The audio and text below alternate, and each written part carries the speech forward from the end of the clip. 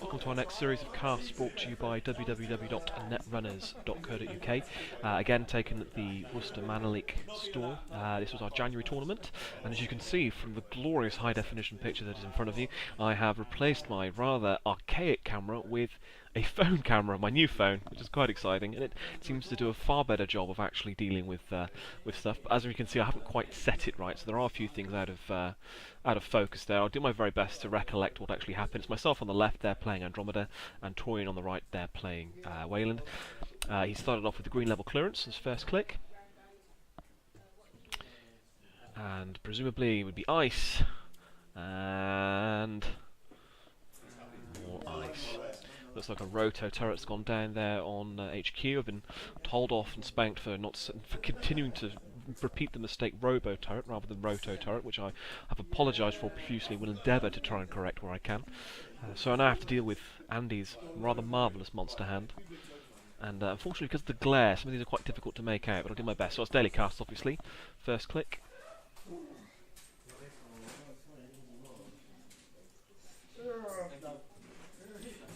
Katie Jones, second click. Again, like I say, I promise I'll get better at this, and I'll try to do my very best to have the whole game in shot next time round. But I'll try and recall what's being played off frame. And I'm discarding now because I didn't use all my cards, which is always feels like somewhat a heartbreaking thing to do with Andy. Though sometimes it does pay to just get your economy going, get the best player going. Discarding a Corroder, which possibly in retrospect wasn't the best plan. Obviously at this point, Power Shutdown was very much a card. I did have two Corroders in hand, but I think we're at the stage now where Corroders are gold dust, and I think again, probably in hindsight, I would have held on to the spare Corroder. Thankfully, Taurian's well known for playing a very aggressive tag and bag deck, and always have. I would suggest probably won't continue to do so forever, but certainly in the foreseeable, he's playing a huge amount of tag and bag goodness. So taking quite a lot of money there. So already may have some of the components of his tag and bag, his Sea Source and Scorched Earths. First click, I'm going to run at HQ. Maybe feeling out for the potential account siphon. It's a roto with thankfully no programs in play, so it just ends the run, which I'm quite happy to let happen. Again, another good reason for face checking early. Steal a geothermal fracking, so that's 2 points off the top, and nothing else there for the second run. So that's three runs. It's the kind of point where you wish you'd had a Desperado down. Looks like he's got a couple of agendas in hand there. Certainly a Project Atlas I can see. It looks like I've got the account siphon, so if I can find a sentry breaker of some description, I can get through and drain him of credits. But my economy is quite nicely established. That's a horrific amount of glare there on that card. Unfortunately, I think he just scored a hostile takeover. Yes, he did. He scored a hostile takeover there. I actually moved tables purely and simply because this glare is unbearable in this game. So the rest of the casts have less glare to deal with. Unfortunately, the problem isn't entirely dealt with. Lovely luminescent lights straight above our table. And I have purchased non-glare sleeves for the future, so again, thinking of you, my viewers, as best I possibly can. Second click, I'm going to draw. Probably looking for some breakers here. Now it's got the agenda scored, obviously brings Archer into play, so we have to be careful, and of course I have to protect myself from the somewhat inevitable Scorched. So another a Plascrid goes down, as well as another 3 on KT. So it's not a bad start, I have to say, for Andromeda. I'm quite happy at the moment. I'm feeling relatively secure. I still have 4 cards in hand, a Plascrid down, and solid economy in the mix. We've got a bad pub to use and play with, and I'm agenda point up, so good shape, in good shape. Looks like he installed an Enigma there into the remote server, and an Eli onto R&D, and then installed into the remote, so 3 installations. Still has 15 credits in his pot, so quite a lot of cash. I've got a Katie to clear with 9, if I choose to. So money won't necessarily be an issue if I choose to get aggressive here and try and run. I'm going to run R&D first and hit the Eli, bounce off. Eli is, again, one of those brilliant cards that, yes, of course you can click through it, but 3 clicks for a run is pretty pricey. So we're going to inside job his remote. Great criminal card. And steal a false lead, so that takes me up to 3 points. Very difficult to play those early agendas in any corporation faction, just purely and simply for that reason alone. It's a real challenge. Inside job, an incredibly strong card. You have to double ice all your remotes.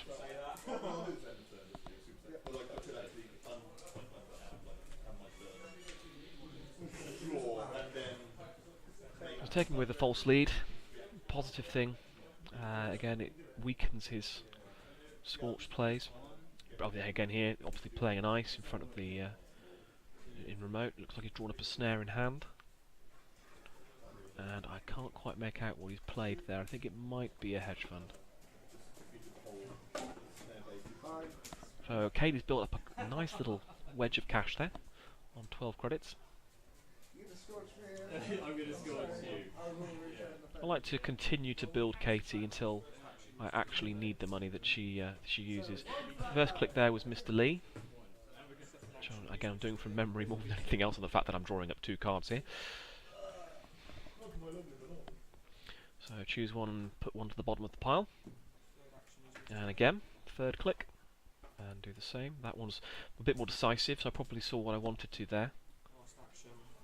And then the final click. Another 3 on Katie. Probably playing a risky game with Katie Jones, has to be said. It's a lot of money. All he has to do is get a tag on me at this stage, and he can absolutely wipe out my economy. So again, playing more economy, I think by the looks of it. Stalling into the row, advancing twice. I should say. Not any more economy at all. It's 3 rounds of practice today. So kind of egging me onto the remote here. I clear Katie, first click. Probably more for safety than anything else. When it gets to be that much cash, it's pays to be cautious.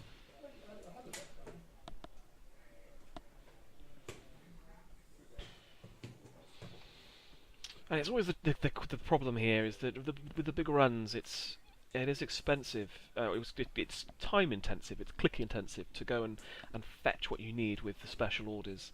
This is where cards like self-modifying code have such a huge advantage. Playing a corroder, second click.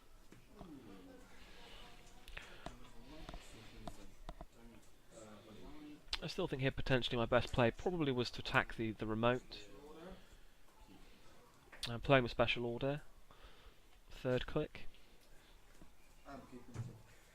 Searching for a knight, which presumably I'll now install as my last click. And the great thing with the knight is it increases the power of inside jobs for criminal, as well as just again providing an excellent way of breaking ice. Again, more often than not, it's something that will be trashed. But hey, if they're trashing a piece of ice I don't like, for the sake of getting rid of the knight, I think that's a relatively worthwhile investment for me. So he scores the Project Atlas with 2 agenda counters on. So he can now go and fetch any 2 cards he needs at any point. So again, Scorched becomes even more of a threat. It's any stage, if I drop below the cards, take a tag, whatever it might be, he can fetch the tools he needs to go and scorch me to high heaven. So caution should be the watchword here. I say should because unfortunately caution is not something I'm renowned for as a runner, though I should improve on that, as will become apparent during the rest of this game. Not to give too much away, of course. So I'm having a ponder here, thinking of whether to attack a server. Again, that definitely concerns me, seeing an overscored Atlas. Sure gamble. So I'm certainly taking myself out of sea source range, there's no denying that. It's going to be incredibly difficult for him to hit the sea source. I still have the knight there to play with. It's installed but not hosted. I can go and chase it. Well, I'm actually going to install a second Plascrete, and Yes, just take the option away from him. Make him score agendas. Make him install into remotes and try and score out. It's certainly the weakness of Weyland. It is if you take the tag and bag away, they lose half the toys to play with, and suddenly they have to actually play a game of Netrunner, which isn't always easy to do, particularly not at this stage where my rig is assembled quite nicely. I can actually get into any server, pretty much, at the moment. Not quite sure what's on the remote yet, but I think I have another special order in hand, so I can go and fetch whatever it is I need.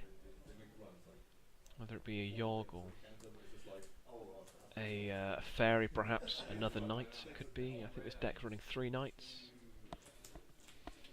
So having a good old look. Obviously it's a new card at the time of playing it.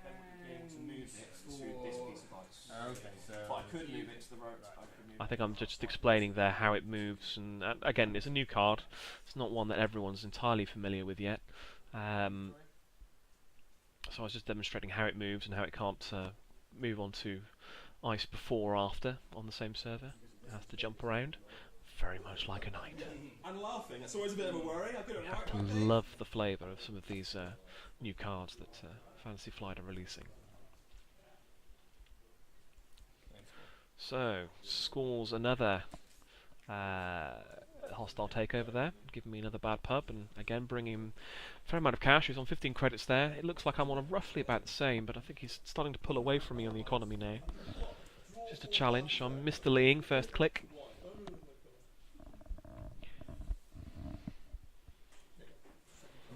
Playing an R&D interface, just out of frame, but I can see it's green, and that's the only green card I've got on the deck. I'm going to host Knight onto the second piece of ice, and then Dirty Laundry into R&D on the last click, he says, with a sense of dread and despair.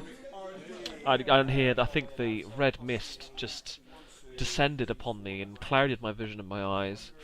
This was the first game of the day, and I think it's almost somewhat inevitable from the way I'm talking as to what you probably will expect me to see here on top of R&D. And lo and behold, it's a snare. Oh, I knew he had them in the deck, he always does, and yet I only had 2 cards in hand, so it's an instant flatline. Obviously it didn't really make a great deal of difference, because he would have been able to fetch what he needed with Project Atlas, and so I threw away a rather good winning position there, but we move on to the next round. I learned my lesson.